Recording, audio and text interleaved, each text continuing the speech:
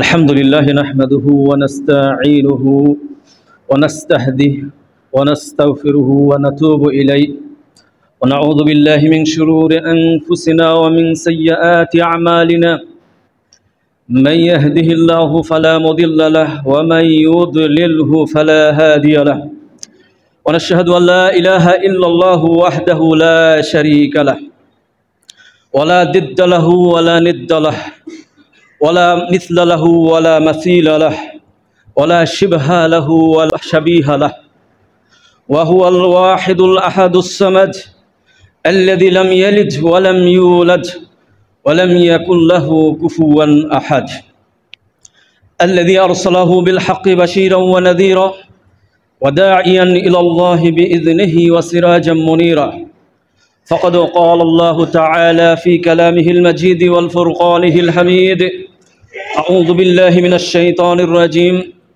بسم الله الرحمن الرحيم إن الله وملائكته يصلون على النبي يا أيها الذين آمنوا صلوا عليه وسلموا تسليما قال الله تعالى يا أيها الذين آمنوا اتقوا الله حق تقاته ولا تموتن إلا وأنتم مسلمون وقال تعالى وسارعوا إلى مغفرة من ربكم وجنة أرضها السماوات والأرض أعدت للمتقين الذين ينفقون في السراء والضراء والكاظمين الغيظ والعافين عن الناس والله يحب المحسنين শুকরিয়া জানাই আল্লাহ পাকের দরবারে যিনি আমাদেরকে আবারও এক সপ্তাহ পরে জুমার নামাজ আদায়ের উদ্দেশ্যে পবিত্র মসজিদে উপস্থিত হওয়ার সুযোগ করে দিয়েছেন।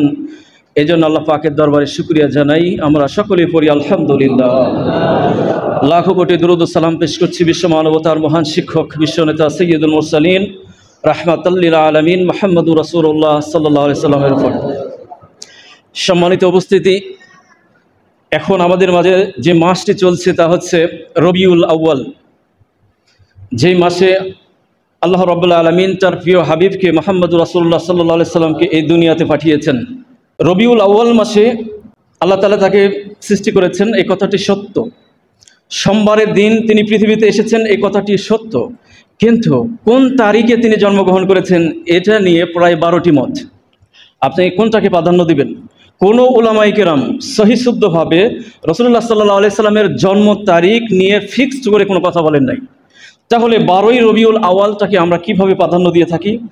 আর ওই দিনে যে রাসূলুল্লাহ সাল্লাল্লাহু আলাইহি ওয়াসাল্লাম জন্মগ্রহণ করেছে তার কোনো দলিল আছে? আমরা যদি ইসলামী শরীয়তের সমস্ত বই পুস্তক যদি উদ্ঘাটন করি, পড়াশোনা করি, তাহলে এর সত্যতা যাচাই বাছাই করে আমরা এটা সঠিকটা নিয়ে আসতে পারবো না। নির্দিষ্ট একটা দিনকে ফিক্স করে নিয়ে মিলাদের নামে আমরা যে সমস্ত বিদআতগুলো করছি এগুলো পুরোটাই বানোয়াট, মিথ্যা কাহিনী। এর কোনো ইসলামী শরীয়তে অস্তিত্ব নেই। তাহলে এই বিধানটি আসলো কোত্থেকে? আল্লাহ তাআলা আমাদেরকে 2টি ঈদ দিয়েছেন, রাসূলুল্লাহ সাল্লাল্লাহু আলাইহি সাল্লাম এটা ঘোষণা করে দিয়েছেন, হাদিস দিয়ে আমরা পেয়েছি, তাই না? ঈদুল ফিতর, ঈদুল আযহা। কিন্তু আমরা তৃতীয় আর একটা ঈদ তৈরি করেছি, তা হচ্ছে কি? ঈদে মিলাদুন নবী, তাই না? রাসূলুল্লাহ সাল্লাল্লাহু আলাইহি সাল্লামের জন্ম তারিখ, এটা নিয়ে আমরা উৎসব করে থাকি। আচ্ছা, রাসূলুল্লাহ সাল্লাল্লাহু আলাইহি সাল্লাম এই পৃথিবীতে এসেছেন, এমন কোনো দিন আছে যে মুসলিমরা মসজিদের খুতবায় বলেন, আলোচনায় বলেন, যেখানে রাসূলুল্লাহ সাল্লাল্লাহু আলাইহি সাল্লাম সম্পর্কে আলোচনা করেন না? এমন কোন সময় আছে, দিন আছে? রাসূলুল্লাহ সাল্লাল্লাহু আলাইহি সাল্লামের সিরাত এটা নির্দিষ্ট একটা দিনের সাথে খাস না। আমরা সব সময়ের জন্য এটা পালন করবো, তাই না? আমরা মসজিদে যখন খুতবা দিই, খুতবার মধ্যে রাসূলুল্লাহ সাল্লাল্লাহু আলাইহি সাল্লামের কোনো একটা সাইড নিয়ে আলোচনা হয়নি, এমনটি হয়েছে? হয়নি। কারণ রাসূলুল্লাহ সাল্লাল্লাহু আলাইহি সাল্লামের আলোচনা না আসলে ইসলামী শরীয়তের এই আলোচনাটা পূর্ণতা লাভ করবে না। এই জন্য আমরা কোনো নির্দিষ্ট দিনে ফিক্সড করে তার জীবন নিয়ে আমরা আলোচনা করব না। রাসূলুল্লাহ সাল্লাল্লাহু আলাইহি সাল্লামের জীবন সিরাত আলোচনা হবে সব সময়ের জন্য, ঠিক না? তো তাহলে আমরা নির্দিষ্ট একটা দিন ফিক্সড করলাম কেন? দেখেন হাদিসে কিভাবে এই বিষয়টা বিশ্লেষণ করা হয়েছে। সোমবারের দিন রোজা রাখার ব্যাপারে সাহাবায়ে কেরাম রাসূলুল্লাহ সাল্লাল্লাহু আলাইহি সাল্লামকে জিজ্ঞেস করেছেন যে আপনি সোমবারে রোজা রাখেন কেন? রাসূলুল্লাহ সাল্লাল্লাহু আলাইহি সাল্লাম বলেছেন উলিদতু ফিহা, এই তারিখে আমি জন্মগ্রহণ করেছি। আরও কি হয়েছে? এই তারিখে আমার উপরে ওহী করা হয়েছে। এটি মুসনাদ আহমদের হাদিস, নাসাইর হাদিসের মধ্যে এটি এসেছে, তিরমিজির হাদিসের মধ্যে এসেছে। সোমবার এবং বৃহস্পতিবার রোজা রাখার ব্যাপারে রাসূলুল্লাহ সাল্লাল্লাহু আলাইহি ওয়াসাল্লামকে জিজ্ঞেস করা হয়েছে যে আপনি কেন রোজা রাখেন? রাসূলুল্লাহ সাল্লাল্লাহু আলাইহি ওয়াসাল্লাম বলেছেন সোমবার এবং বৃহস্পতিবারে সাপ্তাহিক রিপোর্ট আল্লাহ তাআলার দরবারে পেশ করা হয়। আর রোজা অবস্থায় আমার রিপোর্ট আল্লাহর দরবারে পেশ হোক, এটা আমি চাই, এই জন্য আমি রোজা রাখি। তাহলে সোমবারের দিন রোজা রাখার ব্যাপারে এখানে দেখেন অনেকগুলো বিষয় আছে এর সাথে জড়িত। তার মধ্যে একটা হচ্ছে রাসূল সাল্লাল্লাহু আলাইহি ওয়াসাল্লাম সেদিনে জন্মগ্রহণ করেছেন। আরও কি ওই দিনে ওহী পাঠিয়েছেন, তাই না? আরও কি ওই দিনে আমলনামা আল্লাহর দরবারে পেশ করা হয়। তাহলে এখন আমরা যদি ধরি যে সোমবারের দিন রাসূল সাল্লাল্লাহু আলাইহি ওয়াসাল্লামের ঈদ মানে জন্ম তারিখ মিলাদুন নবী, ওই দিনে রাসূল সাল্লাল্লাহু আলাইহি ওয়াসাল্লাম জন্মগ্রহণ করেছেন, এই জন্য এই দিনে সিয়াম পালন করেছেন, রোজা রেখেছেন। তো রাসূলুল্লাহ সাল্লাল্লাহু আলাইহি সাল্লাম শুধু ওই দিনে জন্মগ্রহণ করেছেন এই জন্য তিনি রোজা রাখেন নাই, কারণ এর সাথে আরও বিষয় জড়িত আছে। তারপরেও যদি আমরা রাসূল সাল্লাল্লাহু আলাইহি ওয়াসাল্লামের সুন্নাহ মনে করে সোমবারের দিন আমরা যদি রোজা রাখি তাহলে এতে কোনো সমস্যা নেই, এটা রাসূল সাল্লাল্লাহু আলাইহি ওয়াসাল্লামের সুন্নাত। কিন্তু রাসূল সাল্লাল্লাহু আলাইহি ওয়াসাল্লামকে আল্লাহ তাআলা ওমা আরসালনাকা ইল্লা রাহমাতাল লিল আলামিন, বিশ্ববাসীর জন্য রহমত স্বরূপ পাঠিয়েছেন। তার জন্ম আর আমাদের জন্ম কি এক? বলেন তো। আচ্ছা, রাসূল সাল্লাল্লাহু আলাইহি ওয়াসাল্লাম এই দিনে রোজা রেখেছেন, তাহলে এই যে সোমবারে রোজা রেখেছেন, তো সোমবারে আর 12 রবিউল আওয়ালের মধ্যে তাহলে কি পার্থক্য রয়েছে? আচ্ছা, 12 রবিউল আওয়াল কি প্রত্যেকবারে কি সোমবার পড়ে? সোমবার পড়ে না। তাহলে 12 রবিউল আওয়ালকে আমরা ফিক্স করলাম কেন? ঠিক না? এখানে প্রশ্ন আছে। দেখেন, আরেকটি বিষয় হচ্ছে যে আমাদেরকে দেখতে হবে রাসূল সাল্লাল্লাহু আলাইহি ওয়াসাল্লামের জন্মদিন পালন করার কোনো ইসলামী শরীয়তের দলিল আছে কিনা, সাহাবায়ে কেরাম পালন করেছেন কিনা, রাসূল সাল্লাল্লাহু আলাইহি ওয়াসাল্লামের জীবদ্দশায় তিনি পালন করেছেন কিনা। আর সাহাবায়ে কেরাম চলে যাওয়ার পরে তাবিরা পালন করেছে কিনা আমরা যদি লক্ষ্য করি তাহলে দেখতে পাই যে ইসলামী শরীয়তের একটাও দলিল নাই। রাসূল সাল্লাল্লাহু আলাইহি ওয়াসাল্লামের ইন্তিকালের পরেই ধরলাম রাসূল সাল্লাল্লাহু আলাইহি ওয়াসাল্লাম আইয়ামে জাহিলিয়াতের যুগে জন্মগ্রহণ করেছে, সেই সময় তার জন্ম তারিখ লিখে রাখা সমস্যা, কে খেয়াল রাখে? এগুলো মূর্খ মানুষ, ওরা কীভাবে লিখে রাখবে? আচ্ছা, রাসূল সাল্লাল্লাহু আলাইহি ওয়াসাল্লামের জীবদ্দশায় সাহাবায়ে কেরাম যখন রাসূল সাল্লাল্লাহু আলাইহি ওয়াসাল্লাম ওহী পেয়েছেন, ওহী পাওয়ার পরে মানুষ কোরআনে কারীম তেলাওয়াত করে, মানুষ শিক্ষিত হয়েছে না? মানুষ শিক্ষিত হয়েছে তো, তাই না?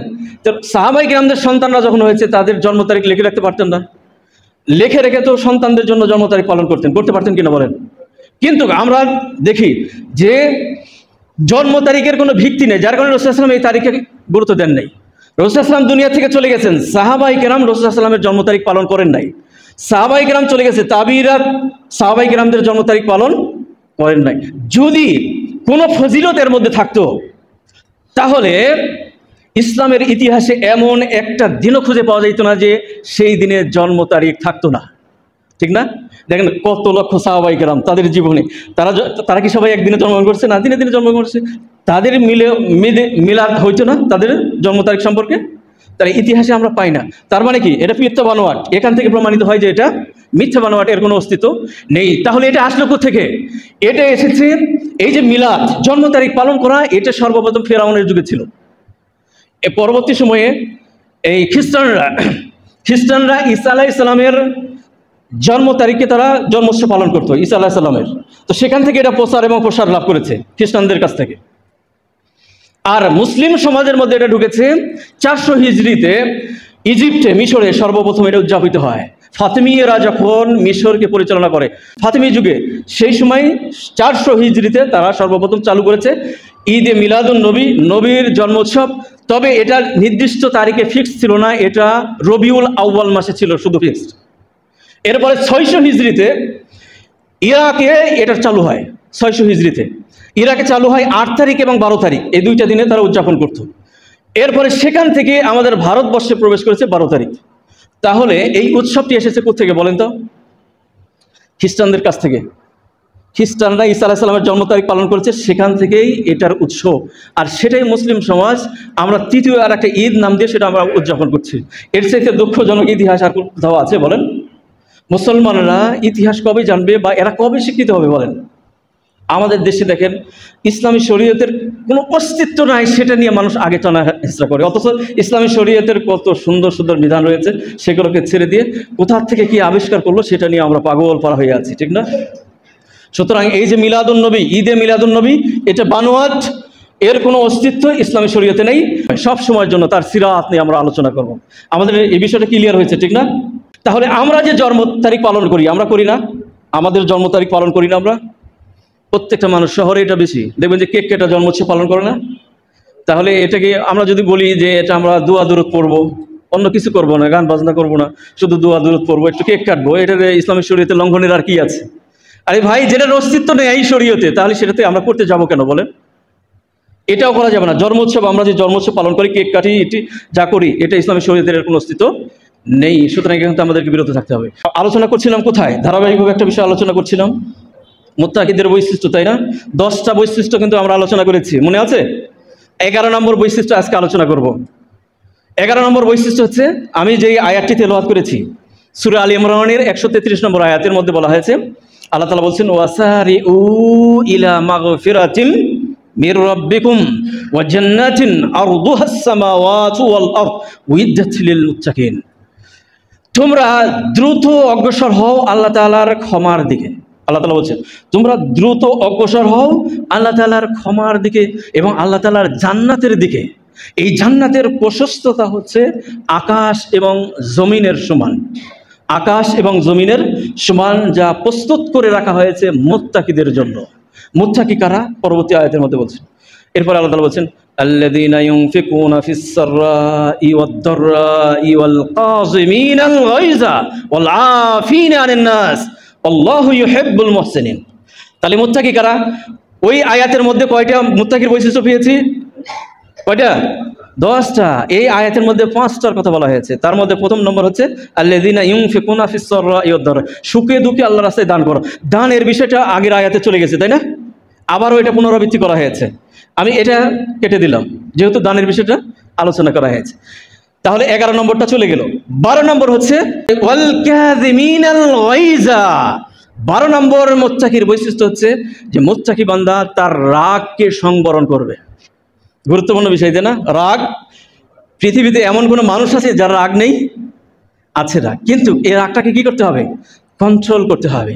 কারণ এই রাগ এত ভয়ঙ্কর, এই রাগটা যে এত ভয়ঙ্কর, এই রাগ মানুষের জীবনকে ধ্বংস করে দেয়। এই রাগ মানুষের ইজ্জত সম্মানকে মাটির সাথে মিশিয়ে দেয়। এই রাগ মানুষের হিতাহিত জ্ঞানকে শূন্য করে দেয়, মানুষের বিবেক বুদ্ধিকে লোভ করে দেয়, ঠিক না? আর এই রাগ যখন মানুষের শরীরে আসে তখন মানুষকে অসুস্থ করে দেয়, মানুষের শারীরিক এবং মানসিক অবস্থা থেকে পরিবর্তন করে দেয়। এই রাগ যখন মানুষের আসে, শারীরিকভাবে মানুষ এই রাগের মাধ্যমে কখনো কখনো স্ট্রোক করে না, হার্ট অ্যাটাক করে, উদ্বৃত্ত রাগ। এরপরে রক্তের পাওয়ারটা বেশি যায়, এটা প্রেশার জেগে ওঠে। এরপরে যখন প্যারালাইসিস হয়ে যায় এই রাগের মাধ্যমে, ঠিক না? এই সমস্ত ক্ষতিগুলো রাগের মাধ্যমে কিন্তু আসে। স্বামী স্ত্রীর মধ্যে বিচ্ছেদ সৃষ্টি করে দেয় এই রাগ। এই রাগ পিতা পুত্রের মাঝে সম্পর্ক নষ্ট করে দেয়। এই রাগ মানুষের সাথে মানুষের সম্পর্ক নষ্ট করে দেয়। এই রাগ আত্মীয়তার সম্পর্ক থেকে ছিন্ন করে দেয়।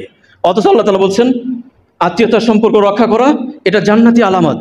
যে ব্যক্তি আত্মীয়তার সাথে সম্পর্ক ছিন্ন করলো, সে তার স্থান জাহান্নাম করে নিল।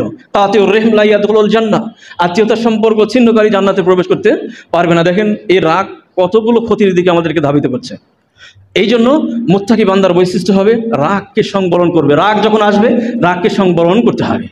এটা মুত্তাকি বান্দার গুরুত্বপূর্ণ একটা বৈশিষ্ট্য। আমাদের প্রত্যেকেরই জীবনে রাগ রয়েছে, কিন্তু এই রাগটাকে আমাদেরকে কন্ট্রোল করতে হবে। কিভাবে কন্ট্রোল করতে হবে এটা আমি স্টেপ বাই স্টেপ বলছি। তো এই রাগ দেখেন, স্বামী স্ত্রীর মাঝে গভীর সম্পর্ক, রাগ উঠেছে, রাগের মাথায় দিয়ে দিয়েছে তালাক। দেয় কিনা বলেন?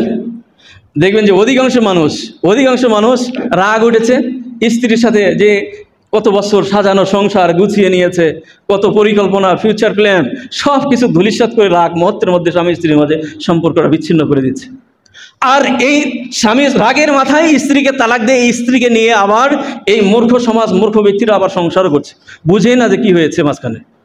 বুঝতে পেরেছেন বিষয়টা? জটিল। তালাকের বিষয়টা কিন্তু অত্যন্ত জটিল। আপনার মাথা গরম হয়ে গেছে, আপনার স্ত্রীকে বললেন তোমাকে আমি তালাক দিয়ে দিলাম, তালাক পতিত হয়ে যাবে। বুঝতে পেরেছেন? এটা অনেক সেন্সিটিভ একটা বিষয়। তালাক এটা অত্যন্ত সেন্সিটিভ একটা বিষয়। রাগ 3 প্রকার। তালাক দেওয়ার ক্ষেত্রে রাগ 3 প্রকার। এক প্রকার রাগ হচ্ছে যে এমনই রাগ আপনার শরীরে এসেছে যে আপনার হিতাহিত জ্ঞান শূন্য হয়ে গেছেন, আপনি পাগলের পর্যায়ে চলে গেছেন। এই অবস্থায় যদি স্ত্রীকে তালাক দেয় তাহলে সেখানে তালাক পতিত হবে না, কারণ আপনি পাগলের পর্যায়ে চলে গেছেন। আছে না এরকম কিছু মানুষ, রাগ উঠে গিয়েছে, আবল তাবল বকা শুরু করেছে, সে কি বলছে তার হিতাহিত কোনো জ্ঞান নাই? আছে এরকম? আছে। এই অবস্থায় যদি তালাক দেয় তাহলে তালাক পতিত হবে না। 2 নম্বর হচ্ছে এমন রাগ যে রাগটা প্রচণ্ড আকার ধারণ করেছে কিন্তু হিতাহিত জ্ঞান লোপ পায়নি। আপনি যে স্ত্রীকে তালাক দিচ্ছেন এই কথাটা কিছু আঁচ করতে পারছেন, এই অবস্থায় তালাক পতিত হবে কি হবে না এই বিষয়টি নিয়ে উলামায়ে কেরামদের মধ্যে 2টি প্রসিদ্ধ মত রয়েছে। সহিহ শুদ্ধ মত হচ্ছে এই অবস্থায় তালাক দিলে তালাক পতিত হবে না, কারণ এটাও ওই মস্তিষ্ক বিকৃতির পর্যায়ে চলে গেছে। 3 নম্বর রাগ হচ্ছে যেটা আমরা স্বাভাবিক যে রাগগুলো করি, আমরা পরস্পরের মাঝে আমরা যখন কোনো বিষয় নিয়ে গন্ডগোল শুরু করে দিই আমাদের যে রাগ আসে, যে এই রাগটা এমনই রাগ যে আমি রাগের মাথায় কি বলছি এই বিষয়টা আমার একটু করে জানা আছে, আমি বুঝতে পারছি আমি কি বলছি। আমি আমার স্ত্রীকে তালাক দিচ্ছি মানে এটা আমার বোধ শক্তি আছে, আমি বুঝতে পারছি যে স্ত্রীকে তালাক দিলাম। এই অবস্থায় তালাক দিলে সর্বসম্মতিক্রমে সকল ইমামদের মত হচ্ছে এই অবস্থায় তালাক পতিত হয়ে যাবে। তো এই অবস্থায় তো আমরা বেশি অংশ মানুষ তালাক দিই, ঠিক না? রাগ উঠেছে, আমাদের হিতাহিত জ্ঞান আছে কিন্তু আমরা তালাক দিয়ে দিচ্ছি। দেখেন এই রাগ কতগুলো দুর্ঘটনার দিকে মানুষকে ধাবিত করে। এই জন্য মুত্তাকি বান্দার বৈশিষ্ট্য হচ্ছে ওয়াল কাযিমিনাল গায়যা ওয়াল আফিনা আনিন নাস, যে মুত্তাকি বান্দা এই রাগ এই ক্ষোভকে কন্ট্রোল করবে, নিয়ন্ত্রণ করবে। যদিও ভুল ভ্রান্তির মাথায় রাগটা এসে যায় তাহলে ক্ষমা চাইবে, সে বিনয়ী হবে, সে রাগকে দমন করার জন্য চেষ্টা সাধনা করবে। এটা হচ্ছে মুত্তাকি বান্দার বৈশিষ্ট্য। যে ব্যক্তি রাগের সময় নিজেকে কন্ট্রোল করতে পারে, রক্ষা করতে পারে, নিয়ন্ত্রণ করতে পারে, এই ব্যক্তিটি হচ্ছে সবচেয়ে বড় শক্তিশালী। এই ব্যক্তি হচ্ছে সবচেয়ে বড় কুস্তিগির। কুস্তিগির কারা? যারা বেশি শক্তিশালী তাদেরকে আমরা কুস্তিগির বলি, তাই না? যে ফাইটার টেলিভিশনে দেখছেন না আপনারা, এটা তো বাচ্চারা দেখে টেলিভিশনে। কুস্তিগির দেখেন না, বডি বিল্ডার দেখেছেন? বডি বিল্ডার, হ্যাঁ, জিমে যে এসে বডি যে ফিট করে। ইসলামী শরীয়তে কি এটা জায়েজ আছে? বলেন জায়েজ আছে? ব্যায়াম করা জায়েজ আছে ইসলামী শরীয়তে, কিন্তু আপনি এমন ব্যায়াম করেছেন করে আপনার শরীরের বিকৃতি করে গোটায় ফেলছেন, এটা কি ইসলামী শরীয়তে জায়েজ করে? দেখেন চিকিৎসা বিজ্ঞানীরা এই বিষয়টা নিয়ে বলছে, যারা কুস্তিগিরে যারা ফাইট করে দেখবেন যে এদের রোগ বেশি, এদের শরীরে রোগ বেশি। এরা এদের ড্রাগ নেয়, ড্রাগ আন্ডারগ্রাউন্ড ড্রাগ তারা ব্যবহার করে, শরীরে ইঞ্জেকশন ব্যবহার করে। স্বাভাবিক শরীরে কখনো শরীরের এই বিকৃতি হবে না, মাসুল তৈরি হবে না স্বাভাবিকভাবে যদি আপনি ব্যায়াম করেন। এটা ওরা ইঞ্জেকশনের মাধ্যমে, এটাই ডাক্তাররা কিন্তু সাজেস্ট করে না, ঠিক আছে? যে ওষুধগুলো এগুলো অবৈধ ওষুধ, এরা সেবন করার ফলে শরীরে দ্বিগুণ শক্তি উৎসাহিত হয়। যখন শরীরের দ্বিগুণ শক্তি এসে যায় তখন এই যে টেস্টোস্টেরন হরমোন যেটা মানব শরীরের মধ্যে রয়েছে, যেটার মাধ্যমে বংশধারা পয়দা হয়, যে নারী এবং পুরুষের মাঝে যেই হরমোনটা না থাকলে তারা স্বামী স্ত্রী মিলন করতে পারবে না, এই হরমোনটা শরীর থেকে আর তৈরি হয় না, উৎপাদন হয় না যখন ওই ড্রাগটা শরীরের মধ্যে নেই। এটা বন্ধ হয়ে গিয়ে তখন শরীরের এই ফোলা শুরু করে, শরীরে দ্বিগুণ শক্তি আসে। 1 বছর 2 বছর পরে যখন এই ব্যায়াম করাটা যখন ছেড়ে দিবে তখন দেখবেন তার শরীরটা লুজ হয়ে গেছে, সে অক্ষম হয়ে গেছে। পৃথিবীর সবচেয়ে বড় শক্তিশালী মোহাম্মদ আলী ক্লে, নাম শুনেছেন? মুসলিম সে মোহাম্মদ আলী ক্লে, 46 বছর বয়সে সে প্যারালাইসিস হয়ে মারা গেছে। এইভাবে করে অসংখ্য, এদের হায়াত কমিয়ে যায়, এদের হায়াত কমিয়ে যায়। এই জন্য এইভাবে শরীর তৈরি করা ইসলামী শরীয়তে জায়েজ করে নেই।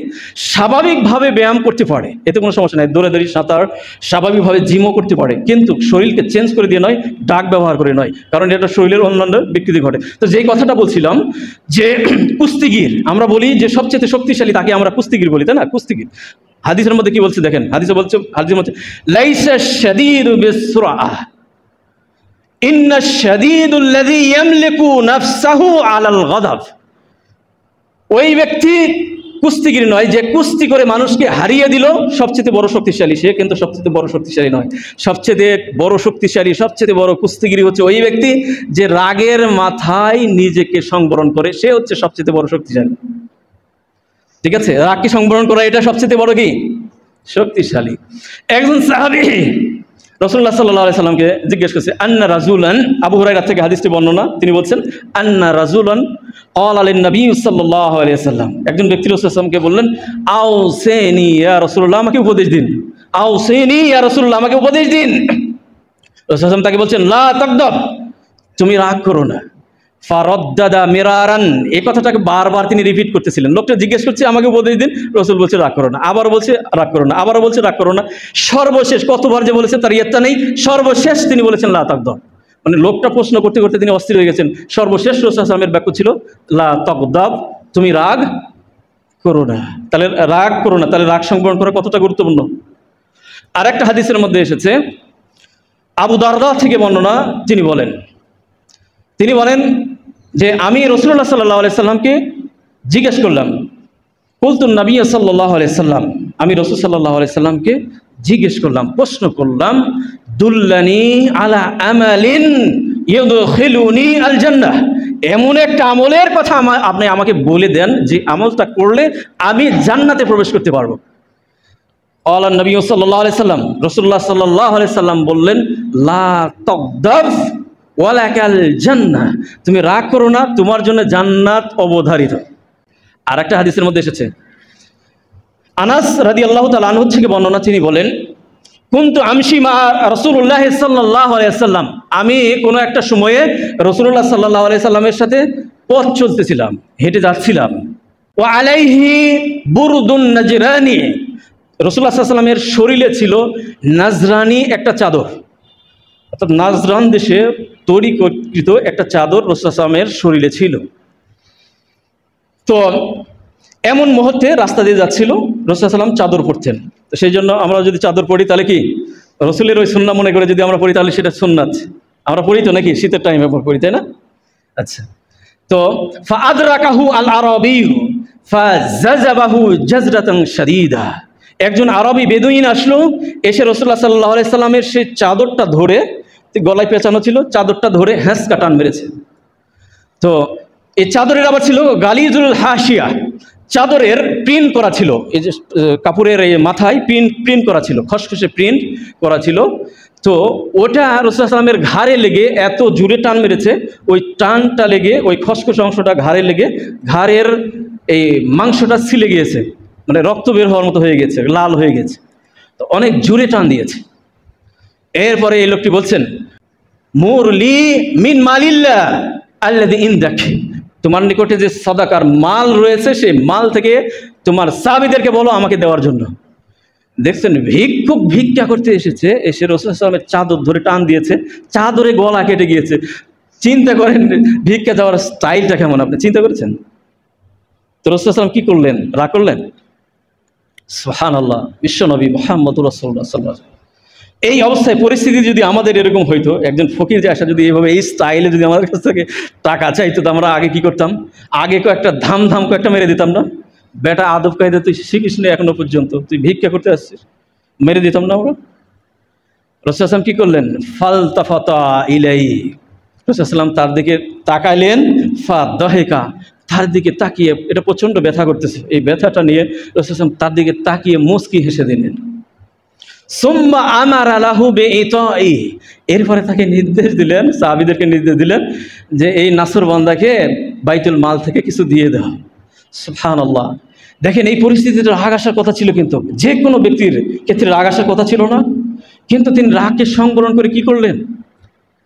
হাসি দিলেন, তার দিকে তাকিয়ে হাসি দিয়ে তাকে দিয়ে দিতে বললেন। সুবহানাল্লাহ।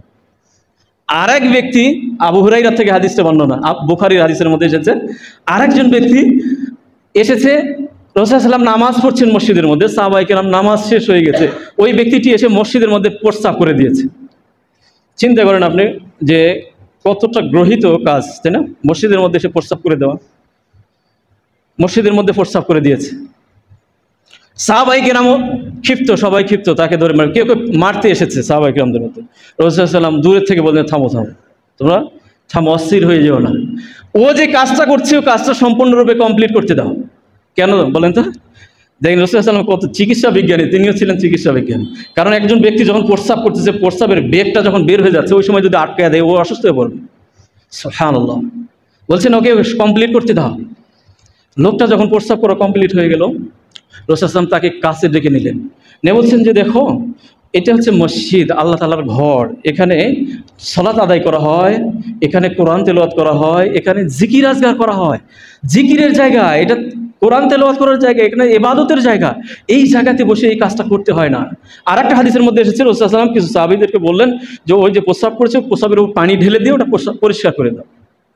দেখেন এখানে ক্ষান্ত হয়নি, এই ব্যক্তিটা আরো ভুল করেছে। কিছুক্ষণ পরে সাহাবায়ে কেরাম চতুর্দিক থেকে সবাই রাগান্বিত, তাকে মারবে, রাসূল মারতে দিলেন না। এরপরে ওই লোকটি বলছে কি, আল্লাহর কাছে দোয়া করছেন, আল্লাহ তুমি মোহাম্মদ, ও আমাকে কিছু কয়নি, মোহাম্মদ আর আমার উপরে শুধু রহম করো, এই যতগুলি আছে এদের কারো উপরে তুমি রহম করো না। তো রাগ আসবে কিনা বলেন? তখন রাসূলুল্লাহ সাল্লাল্লাহু আলাইহি ওয়াসাল্লাম তাকেও বলছেন যে দেখো, আল্লাহ তাআলার রহমতের ঘাটতি নাই, তুমি যখন দোয়া করবা তখন নিজের জন্য করবা, অন্যের জন্য করবো। আল্লাহ তাআলার রহমতের কোনো ঘাটতি আছে? ঘাটতি নাই। সুতরাং তুমি দোয়া করলে সবার জন্য দোয়া করবে। সুবহানাল্লাহ। কিছুক্ষণ পরে এই ব্যক্তিটি তার মস্তিষ্কটা চেঞ্জ হয়ে গেছে। রাসূলুল্লাহ সাল্লাল্লাহু আলাইহি ওয়াসাল্লামের কাছে এসে কান্না শুরু করে দিয়েছে, ইয়া রাসূলুল্লাহ, আমি চরম ভুল করেছি, অন্যায় করেছি, সুতরাং আমি ইসলামের মধ্যে দাখিল হতে চাই, আমাকে পড়িয়ে দিন লা ইলাহা ইল্লাল্লাহু মুহাম্মাদুর রাসূলুল্লাহ সাল্লাল্লাহু আলাইহি ওয়াসাল্লাম। আচ্ছা, ধান ধারাক্কা কয়েকটা যদি মেরে দিতেন, ওই ব্যক্তিটি কি ইসলাম গ্রহণ করতো বলেন? বুঝতো? সুবহানাল্লাহ। রাসূলুল্লাহ সাল্লাল্লাহু আলাইহি ওয়াসাল্লামের এই ছিল চরিত্র। সাহাবায়ে কিরামদের চরিত্র কেমন ছিল? আলী রাদিয়াল্লাহু তাআলা আনহু যুদ্ধের ময়দানে, যুদ্ধ চলছে, কোনো একটা যুদ্ধ চলছে, অমুসলিম সেনাপতি, যুদ্ধের সেনাপতি আলী রাদিয়াল্লাহু তাআলা আনহু যুদ্ধ করতে করতে ওই সেনাপতির কাছে চলে গেছে এবং ওই সেনাপতিকে ধরে ফেলেছে, তরবারি দিয়ে তাকে আঘাত করবে। একটা আঘাত করলে সে দুনিয়া থেকে চলে যাবে। আলীর মেয়ের, এটা তো আপনারা জানেনই, খাট্ট মানুষ ছিল কিন্তু অনেক শক্তিশালী ছিল। কামস দুর্গ সে এক হাতে সে সরিয়ে ফেলে দিয়েছে, করেন নাই? তো এই অমুসলিম সেনা প্রধানের কাছে যখন গেছে যে মারবে, এই সময়ে এই বেকুব ব্যক্তিটা করেছে কি, মুখের থুতু দিয়ে আলী রাদিয়াল্লাহু তাআলা মুখে দিয়ে দিয়েছে, থুতু মেরে দিয়েছে। আর আলী রাদিয়াল্লাহু তাআলা তাকে ছেড়ে দিলেন, ছেড়ে দিয়ে তরবারি হাত থেকে ফেলে দিলেন, দিয়ে তিনি দূরে সরে গেলেন। এই ব্যক্তিটি তার ভুল বুঝতে পেরেছে, উনি চিন্তা করেছে যে আমার মৃত্যুর থেকে আমি বেঁচে গেলাম, আলী আমাকে ছেড়ে দিল। ওই ব্যক্তিটি বেঁচে গেছে। পরবর্তী সময় আলী রাদিয়াল্লাহু তাআলা আনহুকে জিজ্ঞেস করেছে যে আপনি আমাকে ওই মুহূর্তে আমাকে ছেড়ে দিলেন কেন? কারণ ওখানে তো ছেড়ে দেওয়ার কথা না, শেষ সময় এটা, একটা তরবারি আঘাত করলে শেষ। যে দেখো, ওই সময় তুমি যখন আমাকে থুতু দিয়েছ তখন আমার শরীরে আমার ব্যক্তিগত একটা রাগ এসেছিল, আর যুদ্ধ তো ব্যক্তিগত কোনো কারণের জন্য নয়, তাই না? যুদ্ধ কিসের জন্য? আল্লাহ তাআলার বিধান পালন করার জন্য। সুতরাং আমি তোমাকে যখন মারতে গেছি তখন আমার ব্যক্তিগতভাবে আমার শরীরে রাগ এসেছে, এই জন্য তোমাকে মারিনি, কারণ আমার ব্যক্তিগত ক্ষোভ আমি তোমার উপরে ঝাড়তে পারি না। সুবহানাল্লাহ। তাহলে রাগ কিভাবে সংবরণ করে ইতিহাস দেখেছে? এই রাগ দমন করার একটা গুরুত্বপূর্ণ ফজিলত রয়েছে, যে ফজিলতটা হচ্ছে আধ্যাত্মিক এবং পরকালীন জগতের জন্য মুক্তি।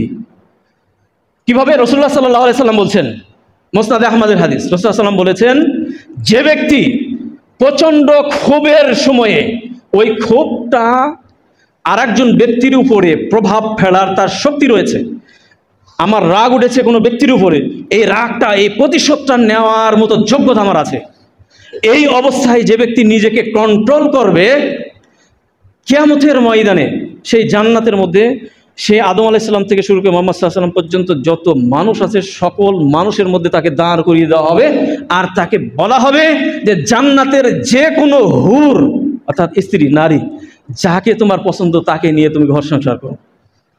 এটা হচ্ছে রাগ দমন করার পুরস্কার জান্নাতে। তো যাই হোক, এই রাগ কিভাবে নিয়ন্ত্রণ করতে হবে? তার নিয়ন্ত্রণ করার 4টা পদ্ধতি রয়েছে।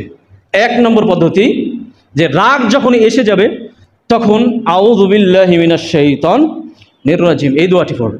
রাসূলুল্লাহ সাল্লাল্লাহু আলাইহি ওয়াসাল্লামের সামনে দুইজন সাহাবী, দুইজন পরস্পরের মধ্যে কথা কাটাকাটি করছে। একজনের রাগে শরীরটা লাল হয়ে গেছে, রাগ এসে গড়গড় করতেছে, ঘাড়ের রগটা জেগে গিয়েছে। দেখবেন যে যখন প্রচণ্ড রাগ আসে তখন রগটা টেনে ধরে, তাই না? রগটা জেগে যায়, ঠিক না? এরকম পরিস্থিতি হয়ে গেছে। রাসূলুল্লাহ সাল্লাল্লাহু আলাইহি ওয়াসাল্লাম ওই ব্যক্তিকে লক্ষ্য করে বলছে যে এমন একটা দোয়া তোমাকে শিখিয়ে দিব, যেই দোয়াটা পড়লে তোমার এই রাগটা সাথে সাথে ভ্যানিশ হয়ে যাবে। সেটি কি? পড়ো, আউযু বিল্লাহি মিনাশ শাইতানির রাজিম। আমাদের যখন রাগ আসবে, প্রচণ্ড রাগ, তখন আমরা এটা বেশি বেশি পড়বো, আউযু বিল্লাহি মিনাশ শাইতানির রাজিম। এটা 1 নম্বর। 2 নম্বর হচ্ছে, যখন রাগ আসবে তখন চুপ হয়ে যাবে, চুপ, আর কোনো কথা নাই। আরেকজন বকতেছে, বকতে দেন, আপনি চুপ হয়ে যাবেন। এটা হাদিসের মধ্যে এসেছে, ফাইযা গাদিবা আহাদুকুম ফালইয়াসকুত, যখন কেউ রাগান্বিত হবে, রাগ এসে যাবে, তখন সে চুপ হয়ে যাবে। 2 নম্বর পদ্ধতি। 3 নম্বর পদ্ধতি হচ্ছে যে অবস্থা পরিবর্তন করবে। যে অবস্থায় আছেন, ধরেন দাঁড়িয়ে আছেন, দাঁড়িয়ে যদি থাকেন, ওই অবস্থায় যদি রাগ আসে তাহলে বসে যেতে হবে। বসা অবস্থায় যদি দমন না হয় তাহলে শুয়ে যেতে হবে। এটা হাদিস দ্বারা প্রমাণিত। তাহলে কি করতে হবে? শুয়ে যেতে হবে। 3টা পদ্ধতি। এই 3টা পদ্ধতিও হইল না, আপনার রাগ যাচ্ছে না। 4র্থ আর একটা পদ্ধতি আছে, তা হচ্ছে প্রচণ্ড রাগ আসলে আপনি ওযু করে নেবেন। ফাইদা গাদিবা আহাদুকুম ফালিয়াতাওয়াদ্দা, যদি কারো রাগ আসে তাহলে সে যেন ওযু করে নেয়।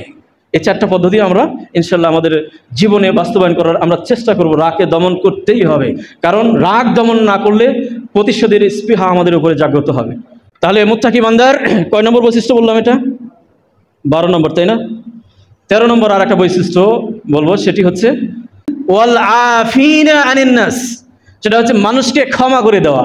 তো মানুষকে ক্ষমা করে দেওয়া, আমরা ক্ষমা করি, অনেক ক্ষেত্রে করি, কিন্তু অনেক ক্ষেত্রে করি না। ক্ষমা করা এটা মহৎ ব্যক্তিদের কাজ। যে সমস্ত ব্যক্তিরা মহৎ, উদার, আল্লাহ তাআলার প্রিয় বান্দা, মুত্তাকি বান্দা, তাদের বৈশিষ্ট্য হচ্ছে সে ক্ষমা করে দেবে। অপরাধ বড় হোক ছোট হোক, সে ক্ষমা রাস্তা তালাশ করবে। সে প্রথমে চেষ্টা সাধনা করবে যে এখান থেকে ক্ষমা করে দেওয়া যায় কি না। কারণ যে ব্যক্তি ক্ষমা করে দেয়, আল্লাহ তাআলা তার মর্তবা, তার মর্যাদাকে বাড়িয়ে দেয়। আল্লাহ তাআলা কোরআনে কারিমের মধ্যে বলেছেন, ওয়াইন তাসফাহু ওয়া তাগফিরু ফাইন্নাল্লাহা গফুরুর রহিম। যদি তোমরা মার্জনা করো, যদি তোমরা এড়িয়ে যাও, যদি তোমরা ক্ষমা করে দাও, তাহলে ফাইন্নাল্লাহা গফুরুর রহিম, আল্লাহ তাআলা তোমাকে ক্ষমা করে দিবেন। তুমি যদি ক্ষমা করে দাও, তাহলে আল্লাহ তাআলা তোমাকে ক্ষমা করে দিবেন। কে বলছেন এটা? আল্লাহ তাআলা বলছেন। এই ক্ষমার এই দৃষ্টান্ত, এই চরিত্রটা আমাদের মধ্যে পয়দা করতে হবে, তৈরি করতে হবে। এই দৃষ্টান্তটা আমরা নিব কোত্থেকে? হাদিস থেকে, রাসূল সাল্লাল্লাহু আলাইহি ওয়াসাল্লামের জীবনী থেকে, সাহাবায়ে কেরামদের জীবনী থেকে। তারা কিভাবে মানুষকে ক্ষমা করে দিতেন দেখেন। ইউসুফ আলাইহিস সালাম, ইতিহাস পড়েছি আমরা না? সূরা ইউসুফ পড়েছি তো আমরা। সূরা ইউসুফ একটা কিচ্ছা, একটা গোটা সূরার মধ্যে ইউসুফ আলাইহিস সালামের জীবনী নিয়ে আলোচনা করা হয়েছে। ইউসুফ আলাইহিস সালাম যখন স্বপ্ন দেখলো, কি স্বপ্ন? স্বপ্নটা দেখেছেন সূরা ইউসুফের 4 নম্বর আয়াতের মধ্যে এসেছে। এই ভাই, আপনি কি কথা বলেন? খুতবা চলাকালীন সময়ে একটা বিষয় লক্ষ্য রাখতে হবে, সেটি হচ্ছে রাসূল সাল্লাল্লাহু আলাইহি ওয়াসাল্লাম একদা খুতবা দিচ্ছিলেন। এমন সময় একজন ব্যক্তি পিছন দিক থেকে আসতেছে। রাসূল সাল্লাল্লাহু আলাইহি ওয়াসাল্লাম খুতবা ছেড়ে দিয়ে বলছে, তুমি বসো, ওখানে বসো, ওখানে বসো, ওখানেই তুমি সালাত আদায় করো, ওখান থেকে সামনের দিকে এক পা এগাতে পারবে না। খুতবার সময়ে মানুষকে মেরে সামনের দিকে আসা এটা নিষেধ। আর খুতবার সময়ে পরস্পর কথা বলা এটা হারাম, নিষেধ, নিষেধ, হারাম। এটা শুধু নিষেধ নয়, এটা হারাম। পরস্পরে কথা বলতে পারবেন না। কিছুদিন আগে এক ব্যক্তি আমাকে প্রশ্ন করেছে, তাহলে আপনি প্রশ্ন করেন কেন? আমি তো প্রশ্ন করি আপনাদের না মাঝে মধ্যে। এটা কি জায়েজ না জায়েজ? খতিব খুতবা দেওয়ার সময় প্রশ্ন করতে পারে, দাঁড় করিয়ে দিতে পারে, তার সাথে কথা বলতে পারে।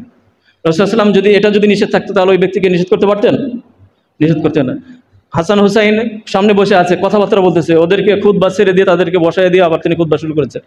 ওমর রাদিয়াল্লাহু তাআলা আনহু খুতবা দিচ্ছেন। খুতবা দেওয়ার সময় মাঝখান থেকে এক ব্যক্তি দাঁড়িয়ে বলছে, খুতবার সময় মাঝখান থেকে এক ব্যক্তি দাঁড়িয়ে বলছেন, ওমর আমিরুল মুমিনিন, আপনার খুতবা স্টপ করেন, আমার কথা শুনতে হবে। কয়েকদিন আগে কিছু পোশাক আপনি আমাদেরকে দান করেছেন, বাহির দেশ থেকে কিছু পোশাক এসেছে, ওই পোশাকটা সাহাবায়ে কেরামদের মধ্যে ডিস্ট্রিবিউট করা হয়েছে, ঠিক আছে, দান করে দেওয়া হয়েছে। তো ওমর, আমাদেরকে যে পোশাকটা দেওয়া হয়েছে সেই পোশাকটা ছোট, আপনার গায়ে এত বড় পোশাক কেন, এত জুব্বা এত বড় কেন আপনার? চিন্তা করেন, মসজিদের আরেক প্রান্তর থেকে ওমর রাদিয়াল্লাহু তাআলা আনহুর ছেলে দাঁড়িয়ে বলছেন, এই প্রশ্নের জবাব আমি দেব, কারণ ওই হাদিয়ার জামা আমি যেটা পেয়েছি, ওই জামাটা আমি আমার আব্বাকে দান করে দিয়েছি, দুইটা মিলে বড় তৈরি করা হয়েছে। আর কোনো জবাব আছে? তার মানে কি, খুতবার সময়ে খতিব কথা বলতে পারে, কিন্তু অন্যরা পারে না। পরস্পরে, এমনকি পাশের ব্যক্তিকে তুমি থামো, চুপ করো, এই ধরনের কথাও বলা নিষেধ আছে। চলাফেরা তো দূরের কথা, মনে থাকবে, কারণ এই খুতবা শোনা এটা কিন্তু ফরজ, এটা মনে রাখবেন। আপনি মনে করছেন খতিব খুতবা ভালো দিক বা মন্দ দিক, আপনারা দেখেন মাঝে মধ্যে ঝিমাচ্ছে অনেকে, আছে না? কেন আপনি ঝিমাচ্ছেন কেন? এটা ফরজ ইবাদত। আপনার 2 রাকাত সালাত আদায় করবেন, তেমনি ফরজ খুতবা শোনা। ভালো বা মন্দ আপনাকে শুনতে হবে। মন্দ যদি হয়, আপনার যদি পছন্দ না হয়, আপনি আমল করলেন না, কিন্তু আপনাকে শুনতে হবে, মনোযোগ দিতে হবে, মনে থাকবে। তো ইউসুফ আলাইহিস সালাম স্বপ্নে দেখলেন যে 11টা তারকা তাকে সিজদা করছে, আরো চন্দ্র সূর্য তাকে সিজদা করছে। এই কথা যখন ইউসুফ আলাইহিস সালাম তার পিতাকে এসে বলল, তখন তিনি বলছেন, বাবারে, এই কথাটা তোর ভাইদেরকে বলিস না, কারণ সে তো নবী, জান না, ইয়াকুব আলাইহিস সালাম নবী নয়। সে বুঝতে পেরেছে যে এই ছেলে সাধারণ ছেলে নয়, আল্লাহ তাআলা তাকে নির্বাচন করবেন। তো বলছে যে তুমি বলো না, তার যেমন চেহারা, যেমন সুন্দর, তার চলাফেরা, তার কথাবার্তা, আচার ব্যবহার, নবীদেরকে আল্লাহ তাআলা ছোটবেলা থেকে এইভাবে লালন পালন করেন। তো কিন্তু বাচ্চা মানুষ ভুলে তার ভাইদেরকে বলে দিয়েছে, তার 11 ভাই যে আছে বলে দিয়েছে। তারা ষড়যন্ত্র শুরু করলো যে বাবা আমাদেরকে রেখে ওই ছেলেটাকে বেশি ভালোবাসে, ওই ছেলেকে, এটা হতে পারে না। ষড়যন্ত্র শুরু করলো। এক পর্যায়ে তার ভাইরা তাকে হত্যার পরামর্শ, ষড়যন্ত্র করলো। এক পর্যায়ে নিয়েও গেল তাকে হত্যা করার জন্য, নিয়ে কি করলো, কূপের মধ্যে নিক্ষেপ করলো, তাই না, হত্যা করার জন্য। আর বাবার কাছে এসে মিথ্যা প্রলোভন দিল, কি মিথ্যা কাপড়ের রক্ত লাল রং মাখিয়ে বাবার কাছে তুলে ধরলো যে বাঘে খেয়ে ফেলে দিয়েছে তাকে, তাই না? সুবহানাল্লাহ। ইউসুফ আলাইহিস সালাম বুঝতে পেরেছে এটা ষড়যন্ত্র। তিনি সবর করলেন, ধৈর্য ধারণ করলেন, চোখের পানি শুধু ঝরে, তিনি আর কাঁদতে পারেন না। কারণ যে ছেলেকে নির্বাচন করেছেন আল্লাহ তাআলা করবেন আর কি, তাই না? সেই ছেলেকে তারা কি করলো, নিয়ে যে কূপের মধ্যে ফেলে দিল। কিন্তু আল্লাহ তাআলা তাকে কি করলেন, কূপের মধ্যে তারা ষড়যন্ত্র করে ফেলে দিয়েছে, কিন্তু ওই কূপ থেকে আল্লাহ তাআলা তাকে সেখান থেকে বের করে নিয়ে যায় মিশরের রাজপ্রাসাদে তাকে বসিয়ে দিয়েছে, দেন নাই? সুবহানাল্লাহ। মাঝখানের ইতিহাস অনেক বড়। মিশরে গেল, সেখানে ওই যে পরীক্ষার পর পরীক্ষা তিনি দিতেই থাকলেন। এক পর্যায়ে জেলখানার মধ্যে ঢুকলেন। জেলখানার মধ্যে সে দেশের সুলতান রাজার একটা স্বপ্নের তাবির তিনি করলেন, যে রাজা স্বপ্নে দেখলো মোটা তাজা গরু দুর্বল গরুদেরকে খেয়ে ফেলছে। তিনি এটা চেষ্টা সাধনা করতে লাগলেন, এর ব্যাখ্যাটা কি হতে পারে। এক একজন এক একভাবে ব্যাখ্যা করলো। ঘটনাক্রমে ইউসুফ আলাইহিস সালামের কাছে গেল, তিনি এটা তাবির করলেন। তিনি দেখলেন যে 7 বছর ফসল ভালো উৎপাদন হবে আর 7 বছর দুর্ভিক্ষ দেখা দেবে। এটা তিনি তাবির করলেন, এটা রাজাকে বললেন। তখন ইউসুফ আলাইহিস সালামকে জেলখানা থেকে ছেড়ে দেওয়া হলো। ইউসুফ আলাইহিস সালাম নিজে তিনি দাবি করলেন যে আমাকে খাদ্যমন্ত্রীর দায়িত্ব দেওয়া হবে, তাকে দিল। তিনি কি করলেন, কৌশল অবলম্বন করলেন যে 7 বছর ফসল উৎপাদন করে ওই ফসলটা গুদামজাত করে রাখবেন, যতটুকু খাবার প্রয়োজন অতটুকু খাবেন আর গুদামজাত করে রাখবেন, কারণ 7 বছর দুর্ভিক্ষ দেখা দেবে।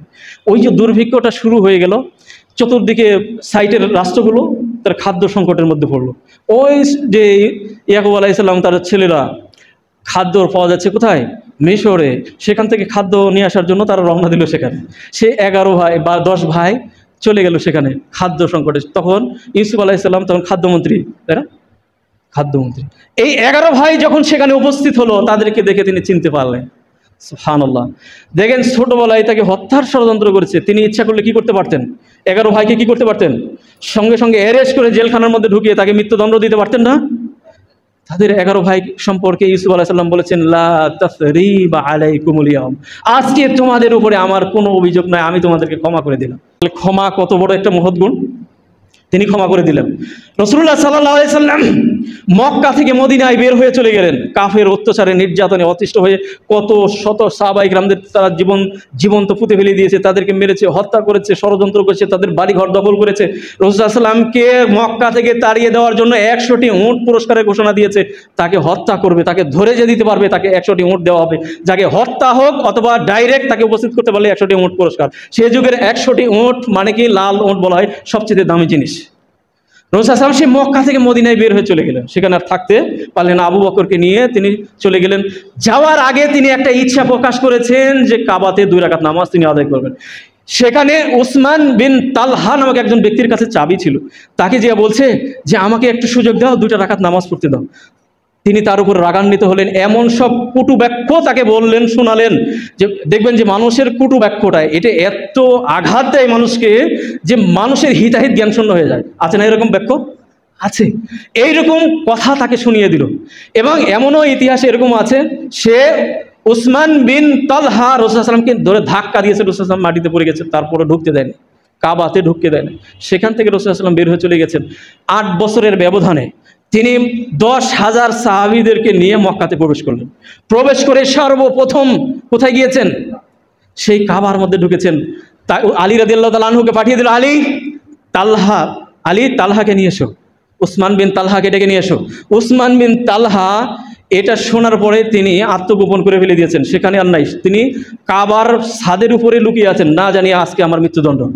কারণ 10,000 সাহাবীদের নিয়ে ঢুকছেন, মক্কা বিজয় যে হয়েছে ইতিহাসটা আমরা পড়েছি। এখন মৃত্যু ছাড়া তিনি প্রতিটা মুহূর্তে মৃত্যুর প্রহর গুনছেন। আলী রাদিয়াল্লাহু তাআলা আনহু তাকে সেই ঘরের মধ্যে থেকে এমন জায়গায় লুকিয়ে আছে সেখান থেকে ধরে নিয়ে আসলো। থরথর করে তিনি কাঁপছিলেন, এই না জানি মৃত্যু আমার হয়ে যায়, এই না জানি মৃত্যু হয়ে যায়। তাকে ধরে নিয়ে আসলেন। এরপরে রাসূলুল্লাহ সাল্লাল্লাহু আলাইহি ওয়াসাল্লাম এই কাবার চাবিটা তার কাছ থেকে নিলেন। নেওয়ার পরে কাবার মধ্যে ঢুকলেন, 360টি মূর্তি সব ভেঙে চূর্ণ বিচূর্ণ করে দিলেন। যেই কাবাতে রসুল ঢুকতে পারে নাই, দেখেন কাবা বিজয় হয়ে গেছে। কাবার মধ্যে ঢুকে মূর্তিগুলোকে সব ভেঙে কি করলেন, মাটির সাথে বিছিয়ে দিলেন। এরপরে রাসূলুল্লাহ সাল্লাল্লাহু আলাইহি ওয়াসাল্লাম সেখানে নামাজ পড়লেন। এরপরে এই চাবিটা কাকে দিবেন? রাসূলুল্লাহ সাল্লাল্লাহু আলাইহি ওয়াসাল্লাম চাবি নিয়ে আলী রাদিয়াল্লাহু আনহুকে বলছেন, আলী তাকে ডাকো, তালহাকে ডাকো। তালহাকে ডাকা হলো, তিনি বিশ্বাস করতে পারছেন না। তিনি কাছে এসে বলছেন, না জানি এই যে কখন জানি এক কোপ দিয়ে তার গলাটা মাথাটা নামিয়ে দেয়। তিনি আসলেন, রাসূলুল্লাহ সাল্লাল্লাহু আলাইহি ওয়াসাল্লাম তার হাতে চাবিটা ধরিয়ে দিলেন, বললেন, তোমার কোনো ভয় নাই, সেদিন আমাকে চাবি দাও নাই, কিন্তু আজকে তোমাকে এই কাবার চাবির মালিক বানিয়ে দিলাম। ক্ষমা কাকে বলে আপনি জানেন? রাসূলুল্লাহ সাল্লাল্লাহু আলাইহি ওয়াসাল্লাম বললেন, এরপরে ঘোষণা দিলেন, লা তাসরিবা আলাইকুমুল ইয়াউম, আজকে মক্কা বিজয় হয়ে গিয়েছে, কাফের বেঈমানেরা সব আত্মগোপন করে ফেলে দিয়েছে, তাদের আর কোনো শক্তি নাই, সব শক্তি ধূলিসাৎ হয়ে গেছে। অথচ রাসূল সাল্লাল্লাহু আলাইহি ওয়াসাল্লাম ইচ্ছা করলে সেই লিডার, যাদের মাধ্যমে অসংখ্য সাহাবায়ে কেরাম জীবন দিয়েছে, যাদেরকে ধরে ধরে হত্যা করেছে, যাদেরকে আগুন জ্বালিয়ে পুড়িয়ে মেরেছে, ওই সমস্ত ব্যক্তিদেরকে সেখানে ধরে নিয়ে এসে তাদেরকে প্রকাশ্যে দণ্ডবিধি দিতে পারতেন, কিন্তু তিনি দেন নাই। তবে 6 জন ব্যক্তিকে তিনি মৃত্যুদণ্ড দিয়েছিলেন, কারণ এটা আল্লাহ তাআলার বিধান, আল্লাহ তাআলার পক্ষ থেকে জানিয়ে দেওয়া হয়েছে এই 6 জন ব্যক্তিকে মৃত্যুদণ্ড দিতে হবে। 14 এবং 15 জন, কোনো ইতিহাসে এসেছে 15 জন ব্যক্তিকে রাসূলুল্লাহ সাল্লাল্লাহু আলাইহি ওয়াসাল্লাম ক্ষমা ঘোষণা করেন নাই। 15 জন ব্যক্তি, বাকি যত মানুষ আছে সবাইকে তিনি আমভাবে সবাইকে ক্ষমা ঘোষণা করে দিয়েছেন, 15 জন ব্যক্তি ছাড়া। এই 15 জন ব্যক্তি, তার মধ্যেও কিছু সংখ্যক এসে রাসূল সাল্লাল্লাহু আলাইহি ওয়াসাল্লামের কাছে এসে পরবর্তী ইসলাম গ্রহণ করেছে, ক্ষমা চেয়েছে, তাদেরকে ক্ষমা করে দিয়েছেন। তবে 6 জনকে মৃত্যুদণ্ড দিয়েছেন, যেই 6 জন ছিল এই মক্কার যারা কাঠিনার্থ, যাদের উপরে আল্লাহ তাআলার পক্ষ থেকে বিধান হয়েছে তাদেরকে হত্যা করতে হবে। এছাড়া বাকিদেরকে প্রত্যেককে রাসূল সাল্লাল্লাহু আলাইহি ওয়াসাল্লাম ক্ষমা করে দিয়েছেন। সুবহানাল্লাহ। তিনি ইচ্ছা করলে প্রতিশোধ নিতে পারতেন না? পারতেন। ক্ষমার এই গুণটা আমাদের প্রত্যেকের মাঝে থাকতে হবে। সুতরাং আমরা ক্ষমা করে দিব মানুষকে, এই গুণটা আমরা তৈরি করি। সুতরাং আজকে 2টা বিষয়টা বললাম, ইনশাআল্লাহ পরবর্তী খুতবায় বাকিগুলো আলোচনা করবো। এতটুকু বলে আজকের খুতবা এখানে ইতি করছি। আকুল কাউলি হাযা, আস্তাগফিরুল্লাহ লি ওয়া লাকুম ওয়া লিসাইরিল মুসলিমিনা ওয়াল মুসলিমাত, ফাস্তাগফিরুহু ইন্নাহু হুয়াল গফুরুর রহিম।